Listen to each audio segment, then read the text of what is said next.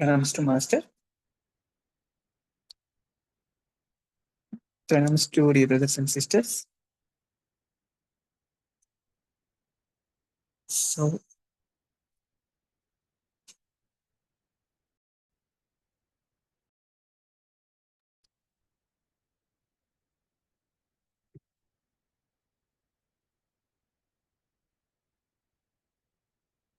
మనం సున్నితంగా మన దృష్టి హృదయంపై కేంద్రీకరించి మన హృదయం అంతా ప్రేమతో, భక్తితో, వెలుగుతో నిండిపోయినట్లు అనుభూతి చెందుతూ హృదయంలో ఉండే ఆ ప్రేమ స్థితిని, భక్తి స్థితిని మొత్తం శరీరం అంతా విస్తరింపచేద్దాం.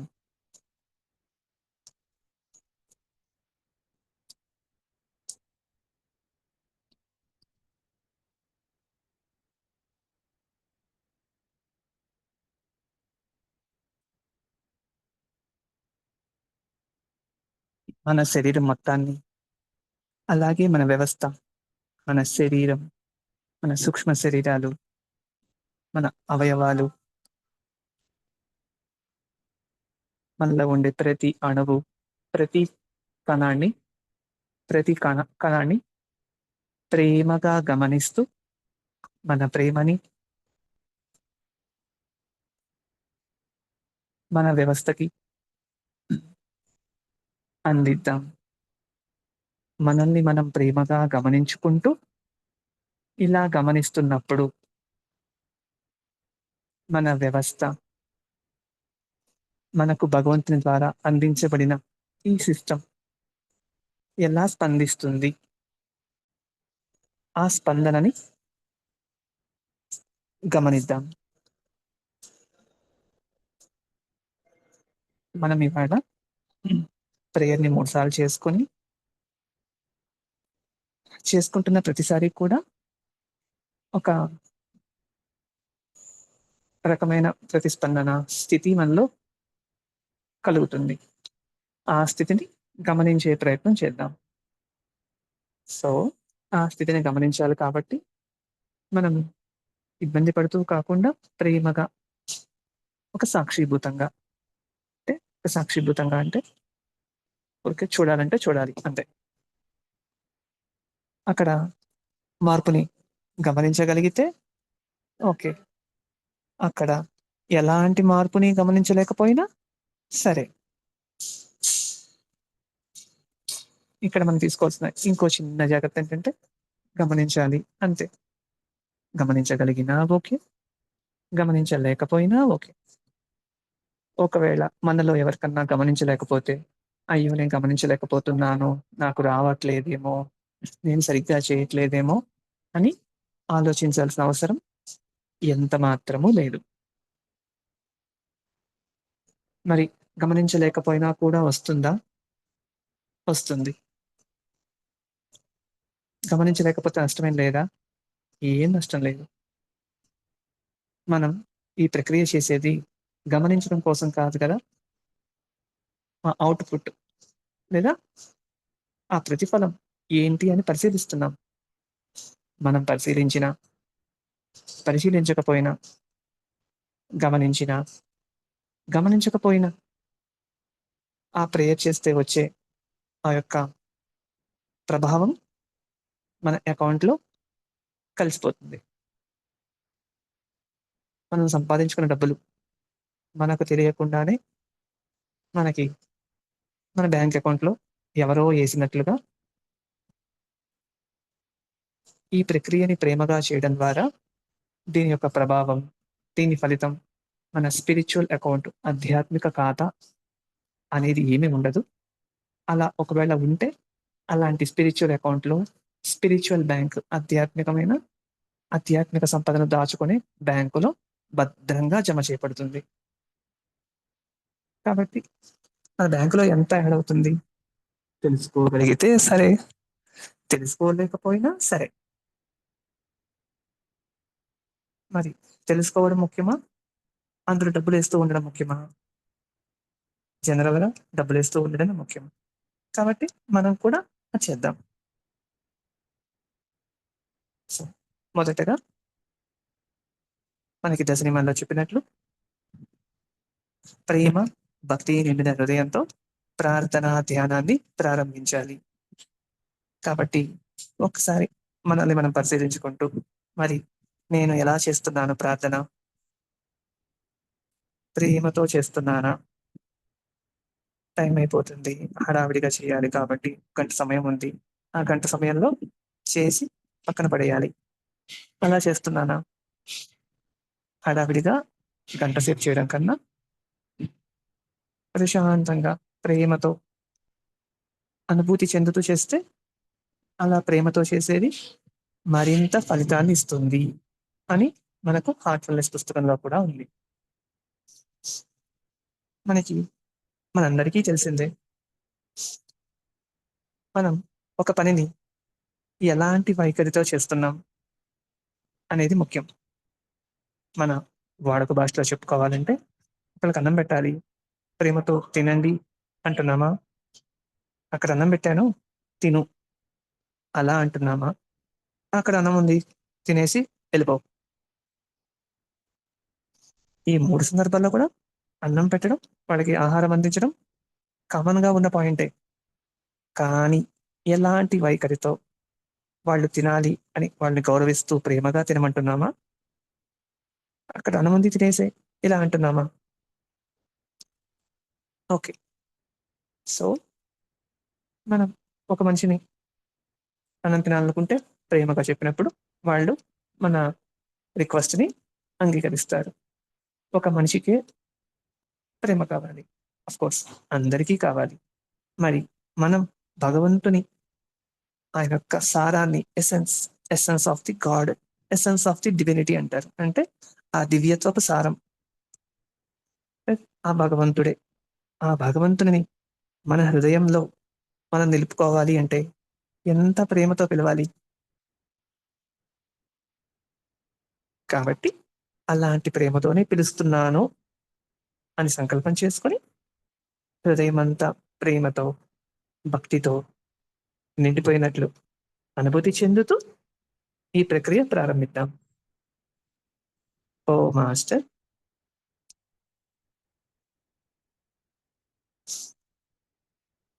ఈ పదాలు వింటున్నప్పుడు మన శరీరం ఎలా స్పందిస్తుంది గమనిద్దాం. మనకు ప్రార్థన అనేది ఉన్నత లోకాల నుండి వచ్చింది.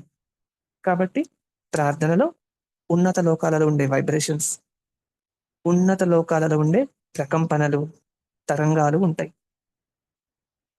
మరి మనం ప్రార్థన చేసినప్పుడు మనలో కూడా అలాంటి స్థితి సృష్టించబడుతుంది.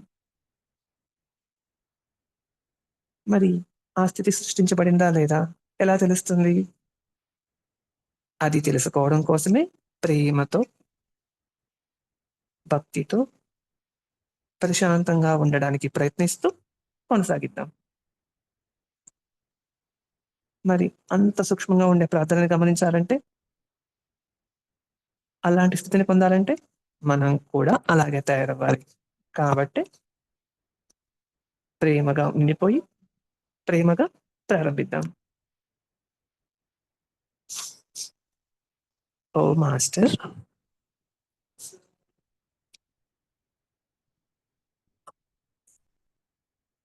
మానవ జీవితమునకు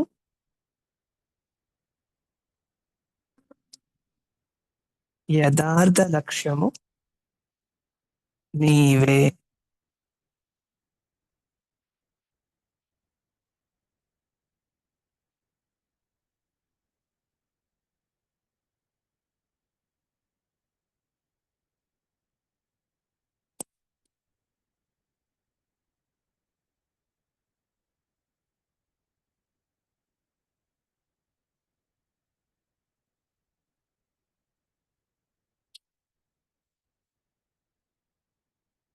మేము ఇంకను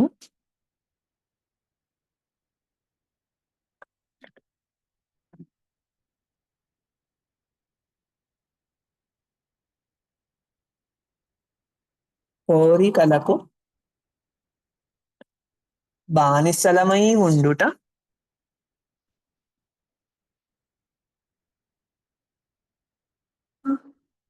మా ప్రగతికి ప్రతిబంధకమై ఉన్నది.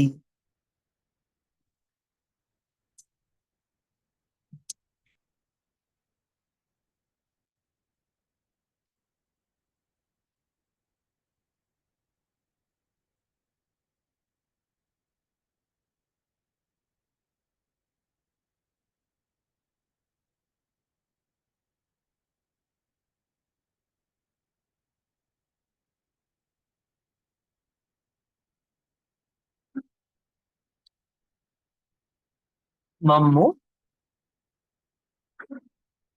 ఆ దశకు చేర్చు ఏకైక స్వామివి, శక్తివి నీవే.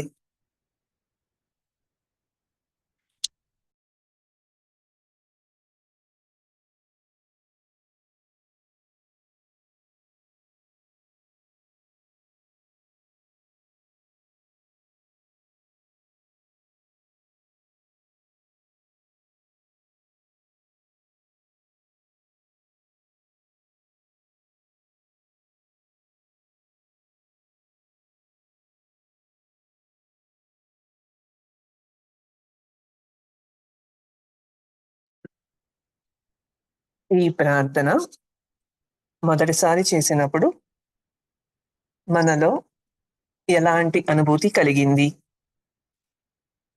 ఈ ప్రార్థన మనకు మనలో ఎలాంటి స్థితిని సృష్టించింది? ఆ ప్రభావాన్ని, ఆ అనుభూతి, ఆ వైబ్రేషన్, ఫ్రీక్వెన్సీ అవన్నీ పరిశీలిద్దాం.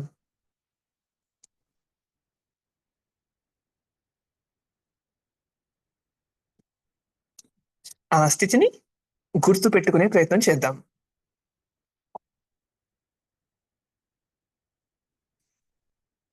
ఇదే ప్రార్థన ఇంకోసారి చేసినప్పుడు మనలో ఎలాంటి స్థితి కలుగుతుంది అని గమనిద్దాం. అలాగే మూడోసారి కూడా చేసుకొని, మూడోసారి చేసినప్పుడు ఎలాంటి స్థితి కలిగింది?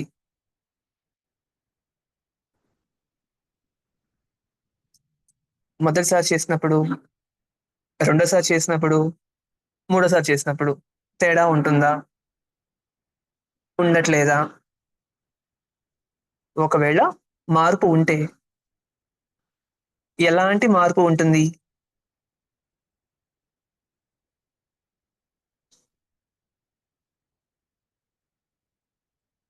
ఆ మార్పుని పరిశీలిద్దాం, గుర్తుపెట్టుకుందాం, గమనిద్దాం.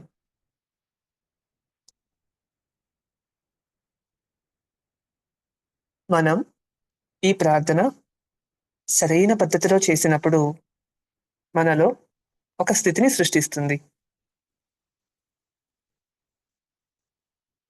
ఎలాంటి శ్రమ లేకుండా, ఎలాంటి బడలిక, ఆయాసం, ఇబ్బంది ఏమీ లేకుండానే కళ్ళు మూసుకొని చేసే ఒక చిన్న ఆలోచన మనల్ని ఆ సత్యతత్వంతో అనుసంధానం చేసి ఆ దివ్యత్వాన్ని,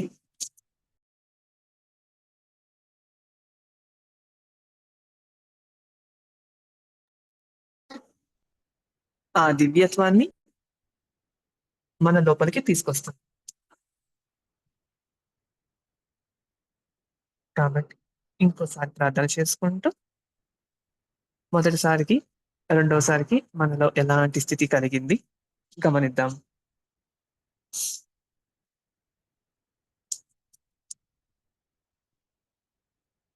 ఓ మాస్టర్,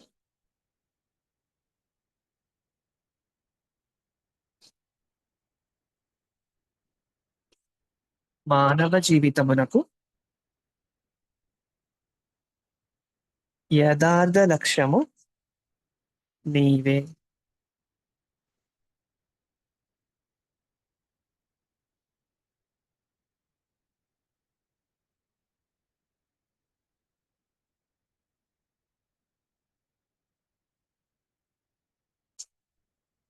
మేమింకనూ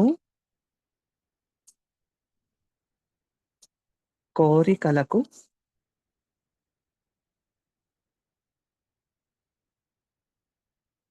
బానిసలమై ఉండుట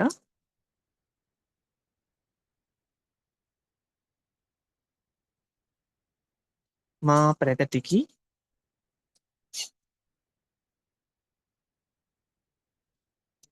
ప్రతిబంధకమై ఉన్నది.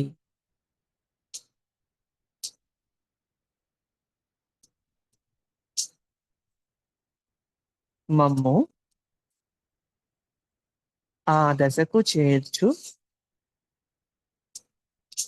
ఏకైక స్వామివి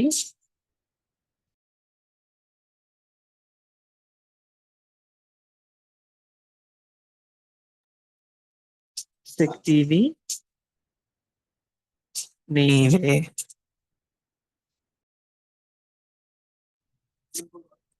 మనం మొదటిసారి ప్రార్థించినప్పుడు ఎలాంటి స్థితి కలిగింది? రెండవసారి ప్రార్థించినప్పుడు మనలో ఎలాంటి స్థితి కలిగింది? మొదటిసారి చేసిన స్థితికి, రెండోసారి మనలో కలిగిన స్థితిని, ఆ స్థితులలో మార్పుని పరిశీలన చేద్దాం.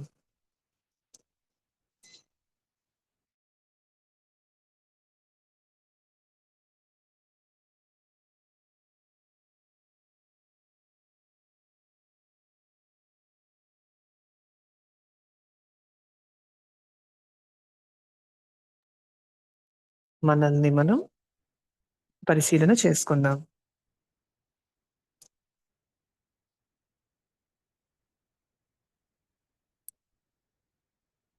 ఎలాంటి స్థితిని మనలో సృష్టిస్తుంది ప్రార్థన?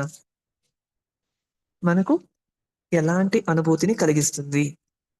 ఆ అనుభూతిని, ఆ స్పందన, వైబ్రేషన్, ఫ్రీక్వెన్సీ లేదా ఆ ప్రభావం మనకు ఎలా అనిపిస్తుంది? మనలో ఎలాంటి స్థితిని సృష్టిస్తుంది? గమనించే ప్రయత్నం చేద్దాం.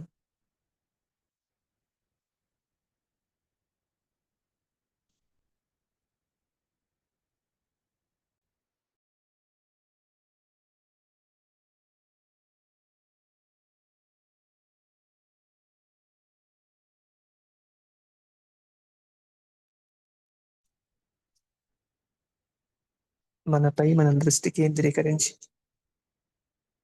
ఆ స్థితిలో, ఆ ప్రేమలో, ఆ అనుభూతిలో కరిగిపోతూ,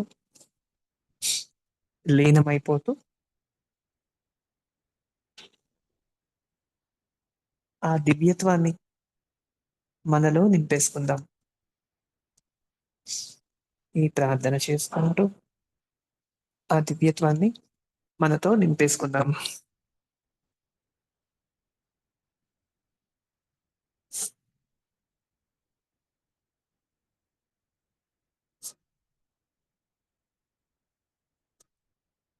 ఇంకోసారి ప్రార్థన చేసుకొని, మనకి 2, 3 సార్లు ప్రేయర్ చేసుకోమన్నారు కాబట్టి హార్ట్‌ఫుల్‌నెస్ వే పుస్తకంలో మరి మనం ఈ ప్రార్థన సాయంత్రం ఎందుకు చేసుకుంటున్నాం? బెడ్ టైమ్ ప్రేయర్ అంటే పడుకునే ముందు చేయాలి కదా! సాయంత్రం ఎందుకు చేస్తున్నామంటే, పడుకునే ముందు శరీరం అలసిపోయిన స్థితిలో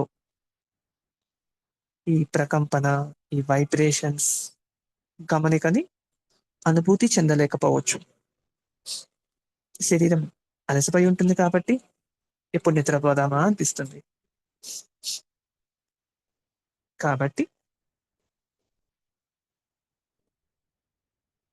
సాయంత్రం పూట ఈ ప్రేయర్ చేసుకొని, ఈ స్థితిని గుర్తుపెట్టుకొని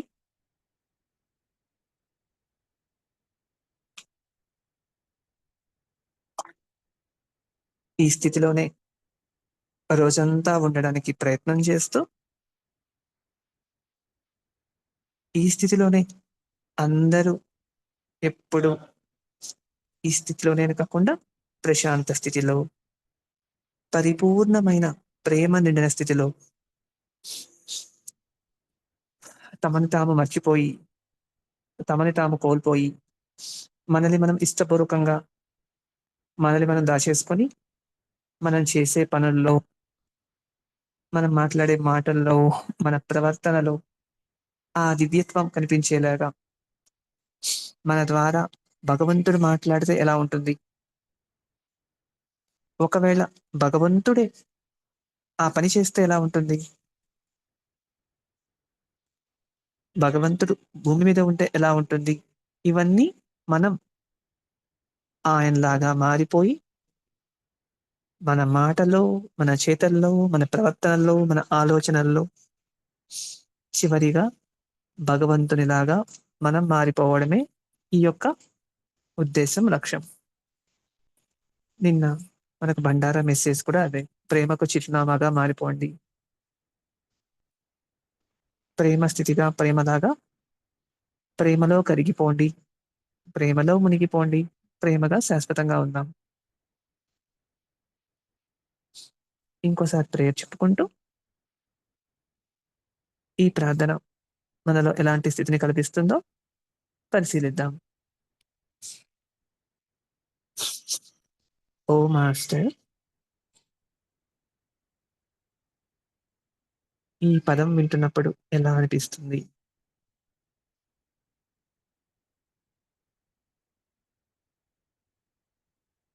మనకు అవకాశం ఉంటే వెంటనే వెళ్ళి, నిదానంగా వెళ్ళి, వెంటనే నిదానంగా వెళ్ళి ఒక పెన్ను పేపర్ తెచ్చుకొని మనలో ఎలాంటి అనుభూతి కలిగింది రాసుకుందాం.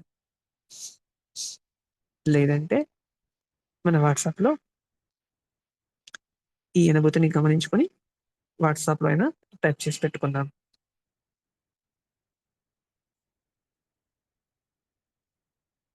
లేదా ఈ సెషన్ అయిపోయిన తర్వాత గుర్తుపెట్టుకొని డైరీలో రాసి మనల్ని మనం పరిశీలన చేసుకుంటూ ఉందాం.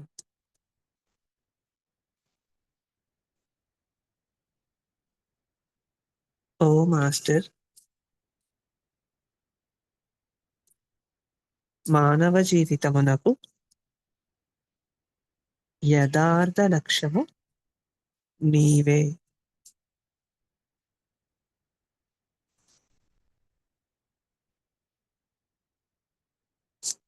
మేమింకనూ కోరికలకు బానిసలమై ఉండుట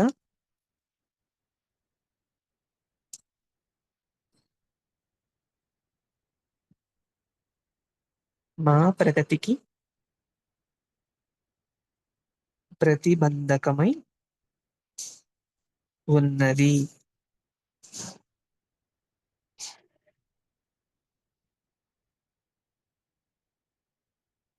మమ్ము ఆ దశకు చేర్చు ఏకైక స్వామివి, శక్తివి నీవే.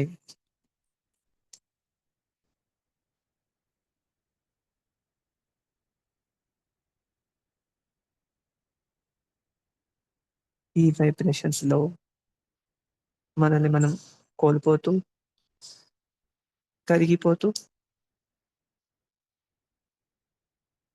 మనల్ని మనం నశింపచేసుకుంటూ దివ్యత్వంలాగా మారిపోదాం.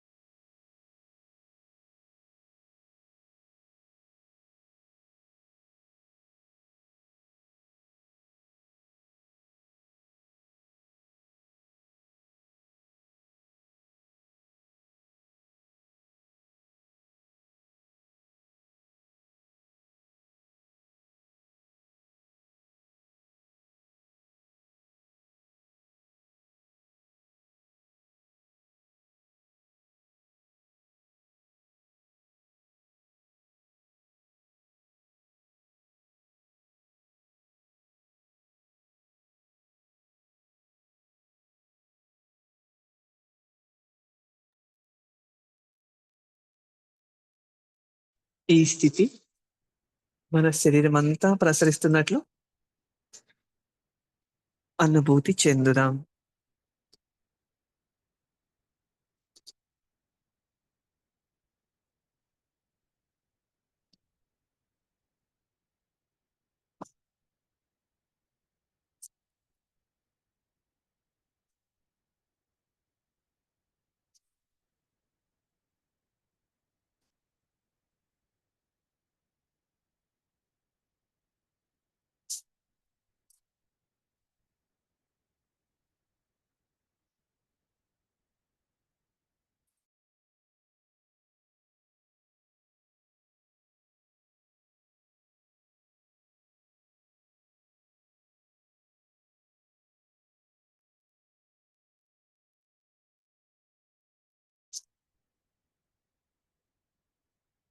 మన అందరి హృదయాలు ఒక్కటై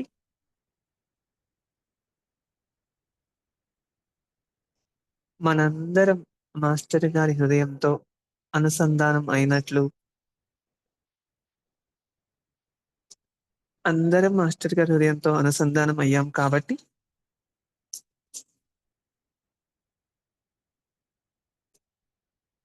మనం ఎవరితో అయితే అనుసంధానం అవుతామో వాళ్ళ స్థితి మనలోకి ప్రసరిస్తుంది.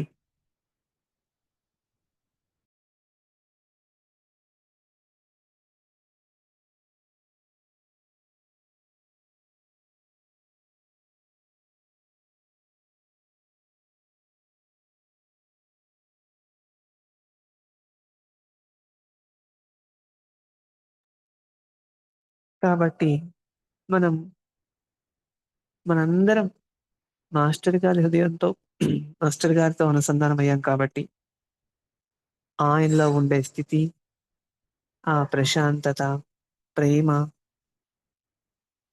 ఆ అనంతతత్వం మనందరిలోకి కూడా తెలిసినా, తెలియకపోయినా ప్రసరిస్తుంది.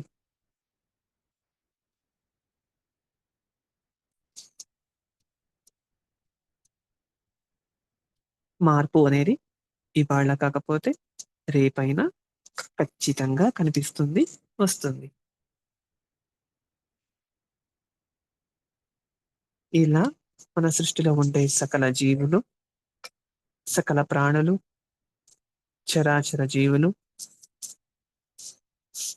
అణువులు, మొక్కలు అందరం కలిసి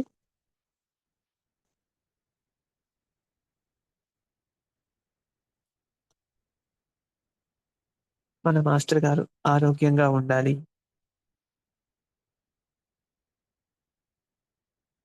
మాస్టర్ గారి యొక్క ప్రతి సంకల్పం నెరవేరాలని, అలాగే అందరూ హృదయపూర్వకంగా, ప్రేమగా, అన్ని రకాలుగా శారీరకంగా, మానసికంగా, ఆధ్యాత్మికంగా మనం చేసే పనుల్లో, మన ప్రార్థనలతో, మన ఆలోచనలతో, మన ప్రవర్తన, మన మాట తీరు, ధన రూపంలో, వస్తు రూపంలో అందరం అన్ని రకాలుగా మన మాస్టర్ గారికి, మన మిషన్‌కు సహకరిస్తున్నారు అని సంకల్పం చేసి, ఇది నిజంగా జరిగిపోయింది అని ఈ సూచనపై కొంచెం సేపు ధ్యానం చేద్దాం.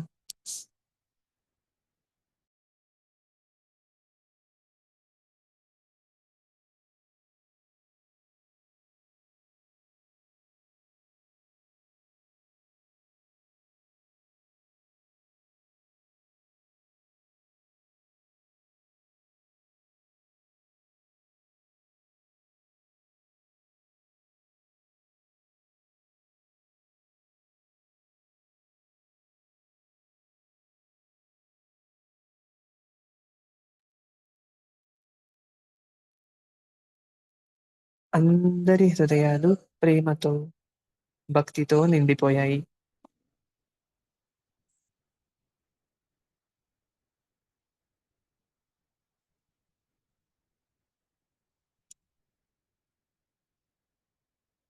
అందరూ నీతిగా, నిజాయితీగా, ధర్మంగా నడుచుకుంటున్నారు.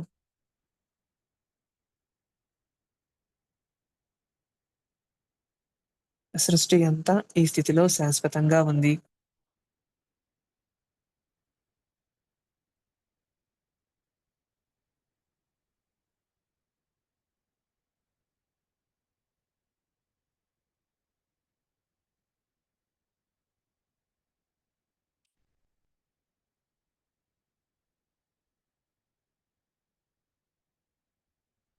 అందరూ ఒకరినొకరు గౌరవించుకుంటూ, అర్థం చేసుకుంటూ, గౌరవించుకుంటూ, ప్రేమించుకుంటూ, న్యాయ నిర్ణయం చేయకుండా, తప్పులెంచుకోకుండా, కలిసిమెలిసి అభివృద్ధి చెందుతున్నారు.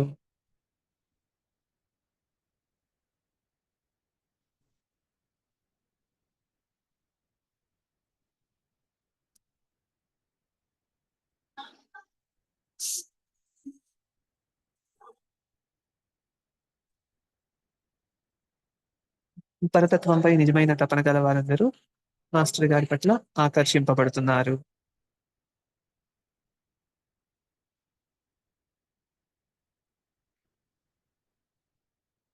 మాస్టర్ గారు, మీ కృప చేత వారందరికీ లాభం కలుగునుగాక.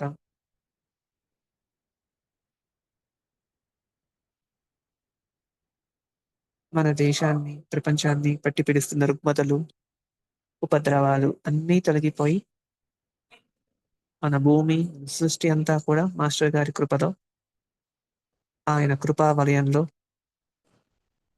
ఆయన రక్షణలో ఉండిపోయింది.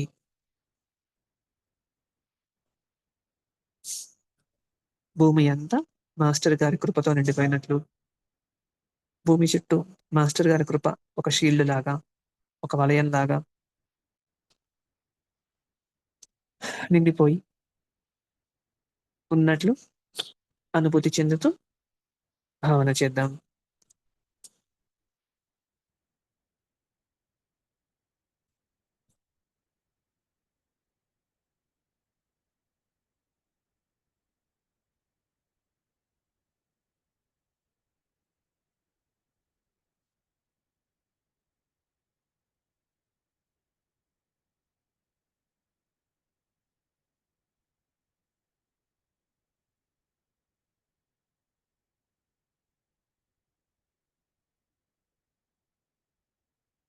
మనం చేసే ప్రతి ప్రార్థన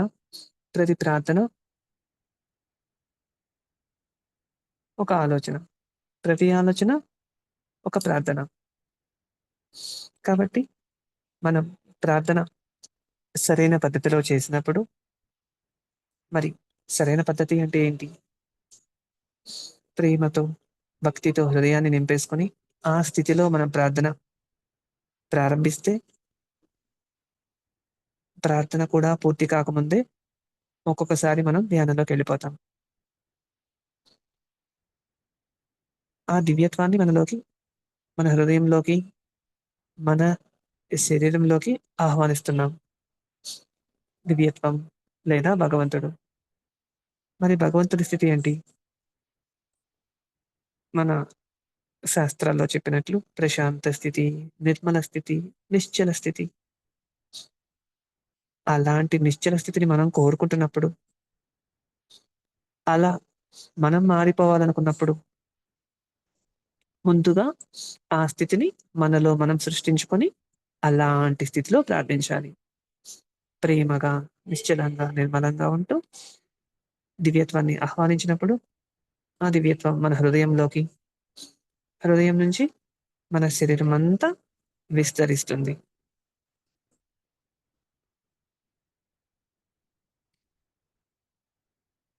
ఇప్పుడు మన హృదయంలో ఉండే స్థితి నెమ్మదిగా మన 2 ఊపిరితిత్తుల్లోకి విస్తరిస్తున్నట్లు అనుభూతి చెందుదాం.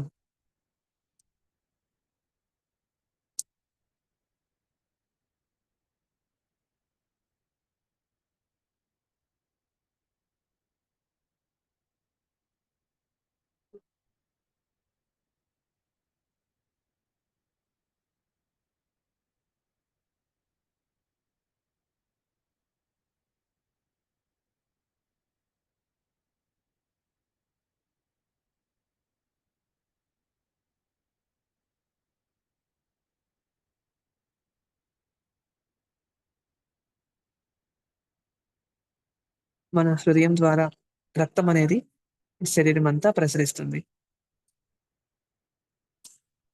కాబట్టి మన హృదయం ప్రేమతో ఉన్నప్పుడు, ప్రేమలో ఉన్నప్పుడు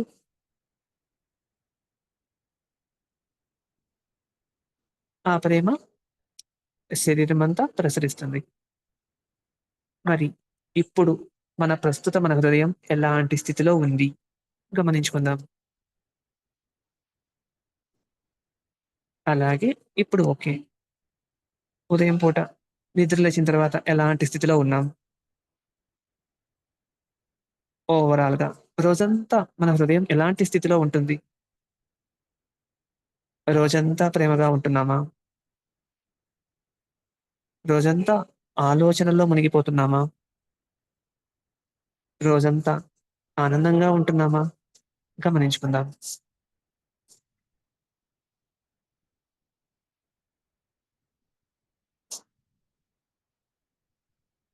మన హృదయం ఎలాంటి స్థితిలో ఉంటే, శరీరమంతా అలాంటి స్థితిలో ఉంటుంది. కాబట్టి హృదయాన్ని ప్రేమతో, ఆనందంతో, వెలుగుతో, కృపతో నింపేసుకుందాం. ఎలా నింపుకోవచ్చు? అలా సంకల్పం చేసి, అనుభూతి చెందడం ద్వారా. ఇలా కూడా చేయొచ్చు.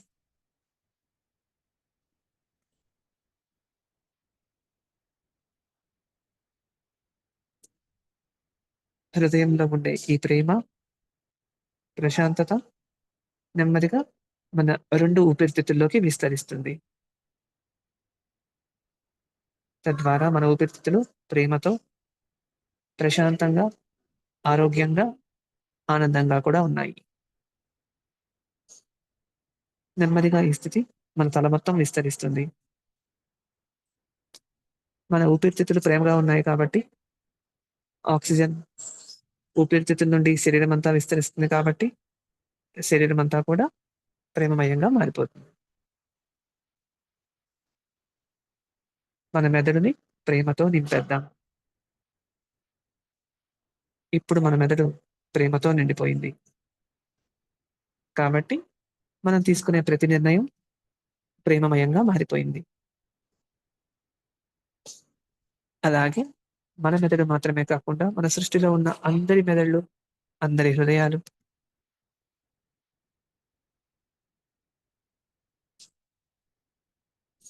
అందరి ఊపిరితిత్తులు, అందరి శరీరం ప్రేమగా, భక్తితో, ఆనందంతో, కృపతో నిండిపోయింది.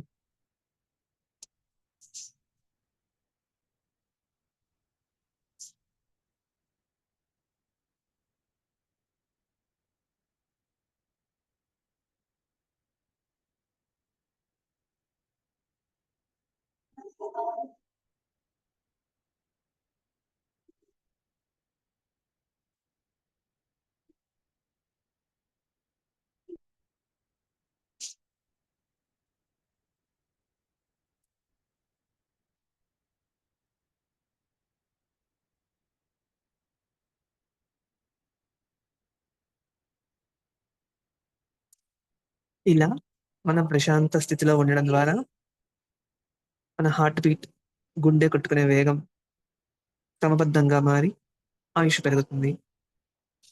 మన బ్రెయిన్, మన మెదడు ప్రశాంత స్థితిలో ఉంటుంది కాబట్టి, మన మెదడు కూడా ఆరోగ్యంగా ఉంటుంది. మన శరీరంలో ఉండే ప్రతి అణువు, ప్రతి కణం, ప్రతి అవయవం ప్రేమగా, ప్రశాంతంగా, భగవంతుని స్థితిలో నిండిపోయింది. భగవంతుని స్థితితో నింపేసాం కాబట్టి, అవన్నీ ప్రేమమయంగా, సరిగ్గా, సక్రమంగా, ఆరోగ్యంగా ఉంటాయి, ఉన్నాయి. అలాగే ఇదే స్థితిలో మన కుటుంబ సభ్యులు,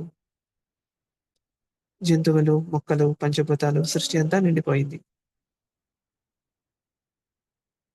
ఈ స్థితి శాశ్వతంగా అంతటా ఉన్నట్లు అనుభూతి చెందుతూ,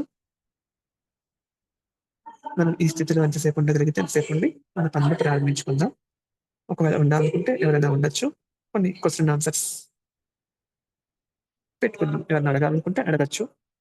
మనకేదన్నా పనుండి వెళ్ళిపోవాలనుకుంటే మన ఇష్టం. ఓకే.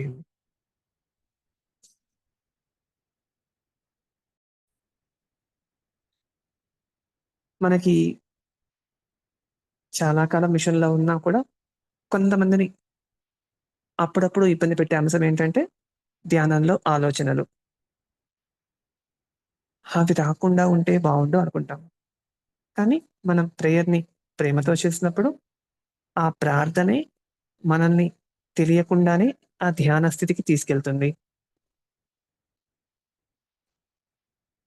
ధ్యాన స్థితిలో ఉండేలా నిమగ్నం చేస్తుంది. ధ్యానానికి మన సిస్టమ్‌ని సిద్ధపరుస్తుంది. కాబట్టే ధ్యానం ముందు ప్రార్థన చేస్తాం. ఆ ప్రార్థనని సక్రమంగా, సక్రమంగా అంటూ ఏమీ ఉండదు. ప్రేమతో చేసినప్పుడు ఆ ప్రార్థన మనల్ని ఆ దివ్యత్వంతో, మూలంతో, భగవంతుని భగవంతునితో అనుసంధానం చేస్తుంది.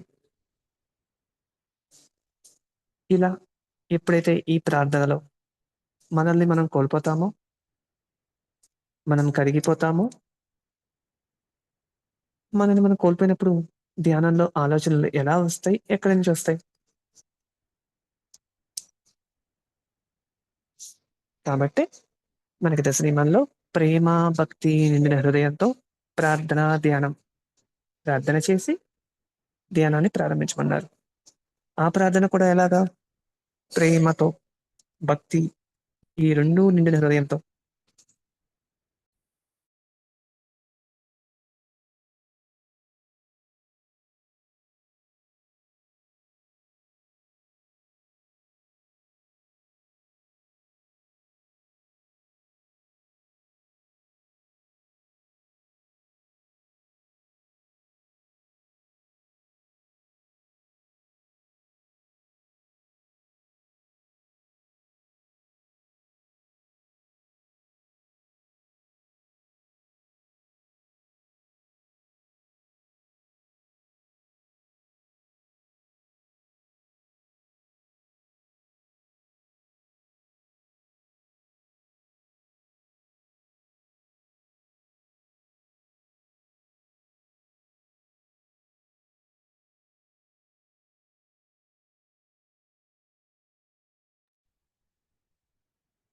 సో, ఎప్పుడైతే మనల్ని మనం కోల్పోతామో, కరిగిపోతామో, ఇంకా ఆలోచనలెలా వస్తాయండి? రావు కదా!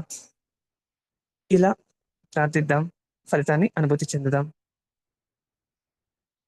ఈ విధంగా కొత్త వాళ్ళకి కూడా ప్రార్థన చేపిస్తూ, వాళ్ళని కూడా గమనించమని జెప్పి చేయగలిగినప్పుడు, వాళ్ళకు జీవితంలో ఒక ఉన్నతమైన గిఫ్ట్ ఇవ్వగలిగినట్టు. ఒక పూట అన్నం పెడితే, ఒక పూటకి ఆకలి తీరుతుంది. అలా కాకుండా అతను జీవితాంతం ఆహారం సంపాదించుకునేలాగా సహాయం చేస్తే, ఆ జీవితమంతా సహాయం చేసినట్లవుతుంది. కానీ అప్పుడు నేర్చుకున్న విద్య ఆ జీవితం వరకే పనికొస్తుంది. కానీ భగవంతుని సారాన్ని, భగవంతుని అందించగలిగితే, ధ్యానంలో నిజమైన రుచి, అనుభూతి చెందగలిగితే, ఆస్వాదించగలిగితే, ధ్యానాన్ని మానుకుందామనుకున్నా మానలేరు. ఇలా కొత్త వాళ్ళకి కూడా మనం చేపిచ్చినప్పుడు, వాళ్ళు కూడా ఆలోచన రహిత స్థితి, తక్కువ ఆలోచనలు వచ్చే స్థితిని పొంది, ఆస్వాదించి, ధ్యానం పట్ల ప్రేమను పెంచుకుంటారు. మరి మనం ధ్యానం పట్ల ఎందుకు నిష్టగా ఉండట్లేదంటే, ఆలోచనలొస్తున్నాయి. కాబట్టి ధ్యానం చెయ్యట్లేదేమో అనే భావనలో మనం ధ్యానం కొనసాగించలేకపోతున్నాం. ఇలా ఎప్పుడైతే మనల్ని మనం పూర్తిగా కోల్పోతామో, కరిగిపోతామో, ఆ స్థితిలో నిండిపోతామో, ధ్యానం అద్భుతంగా, ఆనందంగా ఉంటుంది. అలా అద్భుతంగా, ఆనందంగా ఉన్నప్పుడు మళ్ళా మళ్ళా చేయాలనిపిస్తుంది. కాబట్టి మనకి మాస్టర్ గారు చెప్పేది ధ్యానంపై శ్రద్ధ పెంచుకుంటే సగం పనయిపోయినట్లే. ఇలా కొత్త వాళ్ళకు నేర్పిద్దాం. అలా వాళ్ళకి ఆ దివ్యత్వపు సారాన్ని, దివ్యత్వాన్ని భగవంతుడు అందించగలిగితే, వాళ్ళు మహాప్రళయం వచ్చేంత వరకు వాళ్ళు జీవించిన అన్ని జన్మలకి సహాయం చేసినట్లవుతుంది. కాబట్టి వాళ్ళకి లైఫ్ లాంగ్ ఈ జీవితం మాత్రమే కాదు, అన్ని జీవితాలకు సరిపడా గిఫ్ట్‌ని అందిద్దాం. అందుకే అంటారు స్పిరిచ్యువల్‌గా చేసే సర్వీస్ ఉన్నతమైన సేవ అని. ఈ విధంగా అందరికీ ఆ దివ్యత్వాన్ని, ఆ ప్రేమని పంచిపెడదాం. ఓకే అండి. Thank you.